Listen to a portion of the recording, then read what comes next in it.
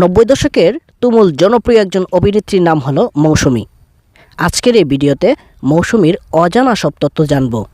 তো চলুন ভিডিওটি শুরু করা যাক। নাম আরিফা ফারমিন জামান মৌসুমী। তিনি মৌসুমী নামে অধিক পরিচিত। জন্ম 3 নভেম্বর 1993 সালে। জন্মস্থান খুলনা, বাংলাদেশ। বাবার নাম নাজমুজ্জামান মনি, মায়ের নাম শামীমা আক্তার জামান। জাতীয়তা বাংলাদেশি।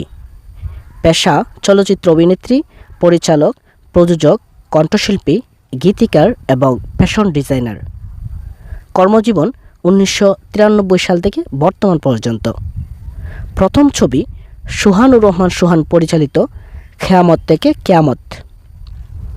দাম্পত্য সঙ্গী অমর সানি। বিয়ে করেছেন 1996 সালে। সন্তান 1 ছেলে 1 মেয়ে। ছেলের নাম ফারদিন এহসান স্বাধীন, মেয়ের নাম ফাইজা।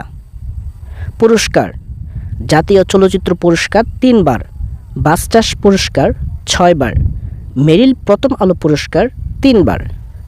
এছাড়াও তিনি 2003 সালের কখনো মেঘ কখনো বৃষ্টি পরিচালনার মাধ্যমে একজন চলচ্চিত্র পরিচালক হিসাবে আত্মপ্রকাশ করেন। তিনি প্রযোজনাও করেছেন 3টি চলচ্চিত্র। মৌসুমীর নিজস্ব প্রযোজনা প্রতিষ্ঠানও আছে। তিনি কয়েকটি চলচ্চিত্রে নৈপথ্য কণ্ঠশিল্পী হিসাবেও কাজ করেছেন। চলচ্চিত্রের পাশাপাশি ছোট পর্দার বেশ কিছু নাটকও এবং বিজ্ঞাপন চিত্রে অভিনয় করেছেন মৌসুমী। এই গুণী শিল্পী আপনার কাছে কেমন লাগে কমেন্ট করে অবশ্যই জানাবেন। সবশেষে আপনার কাছে ছোট্ট একটা অনুরোধ, যদি আমাদের এই ভিডিওটি ভালো লাগে তাহলে অবশ্যই আপনার বন্ধুদের কাছে শেয়ার করবেন, যেন তারাও এই তথ্যটি জানতে পারে।